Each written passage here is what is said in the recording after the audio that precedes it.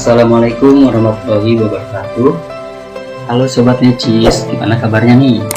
Semoga baik-baik saja ya. Oke, untuk materi seni budaya di pertemuan kali ini kita akan membahas materi tentang dimensi penokohan. Materi kelas 11, karakter tokoh.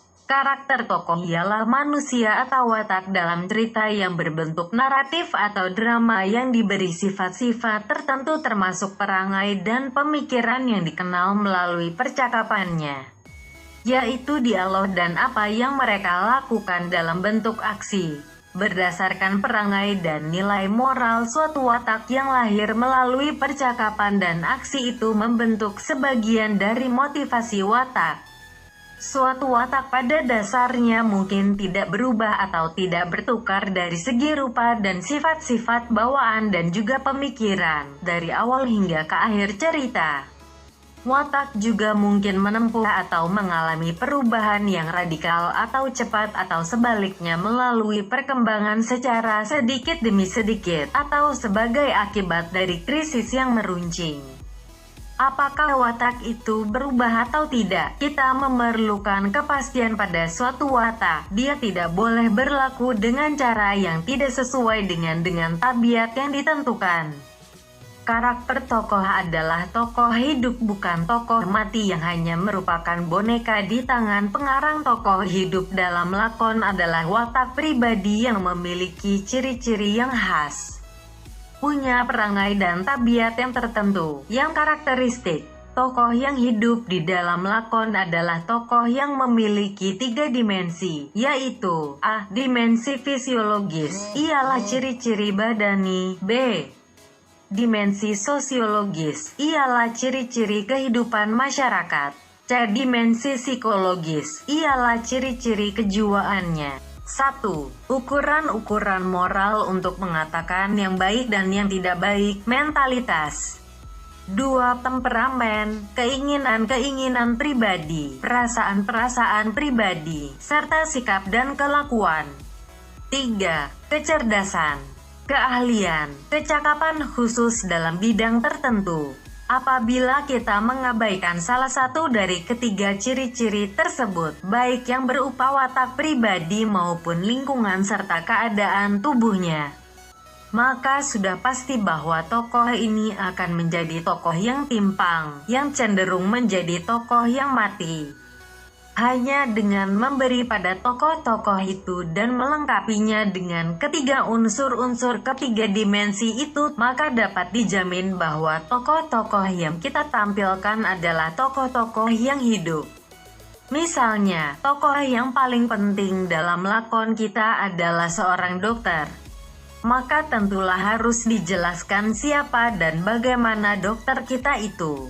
Apakah ia seorang dokter hewan, dokter spesialis, dokter umum, berapa usianya, pria atau wanita, sudah mempunyai keluarga atau belum, mempunyai anak atau tidak, bagaimana kehidupannya di dalam rumah tangga, kehidupan pribadinya, bagaimana karirnya, perasaan-perasaan apa yang selalu digumulinya, ukuran moral dan mentalitasnya, bagaimana bertuhan kaya atau tidak, apa ideologinya, bagaimana sikap hidupnya, pandangan hidupnya, keadaan sosialnya, bagaimana seorang kaya atau miskin, tingkatnya dalam masa golongan elit atau menengah, temperamennya bagaimana, apakah ada ciri-ciri khusus pada wajah atau anggota tubuhnya, gemuk atau kurus, cantik atau gagah, atau berwajah buruk, kecerdasannya bagaimana.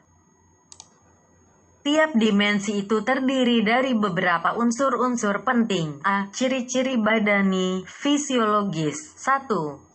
Usia, tingkat kedewasaan. 2. Jenis kelamin. 3. Keadaan tubuhnya. 4. Ciri-ciri tubuh, wajah. B.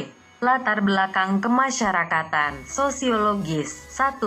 Status sosial. 2. Pekerjaan, jabatan, peranan dalam masyarakat. 3. Pendidikan. 4. Kehidupan pribadi maupun keluarga. 5. Agama, kepercayaan, pandangan hidup, ideologi. 6. Aktivitas sosial dalam organisasi, kegemaran, hobi.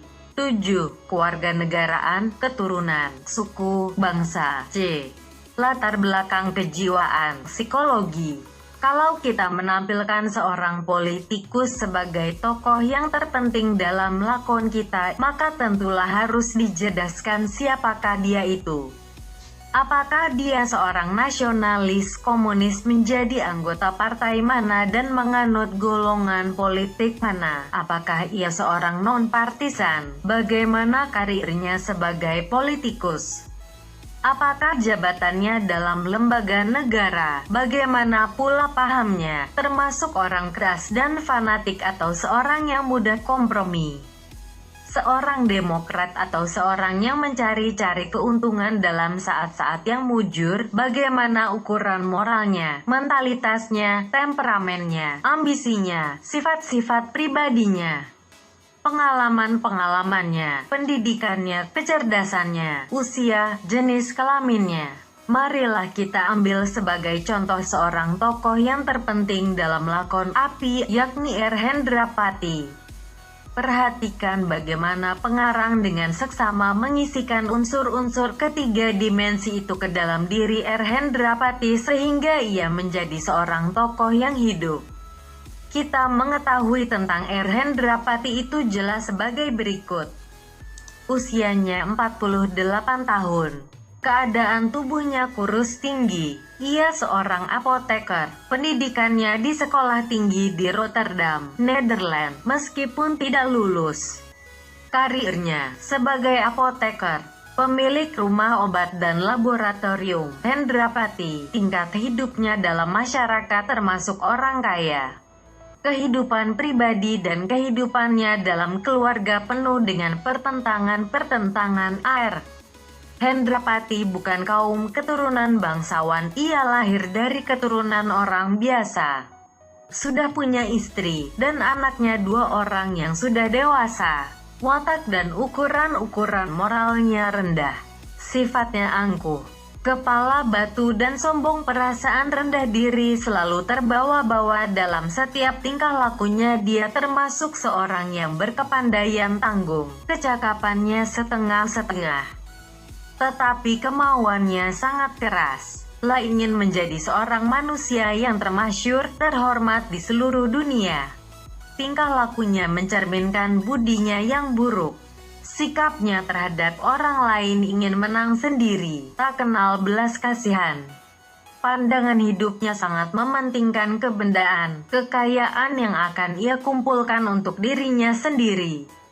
Dari contoh di atas maka kita tahu bahwa pengarang lakon berhasil menjadikan tokohnya seorang tokoh hidup karena dalam pribadinya telah disikan sebagian besar dari unsur-unsur 3 pokok tadi.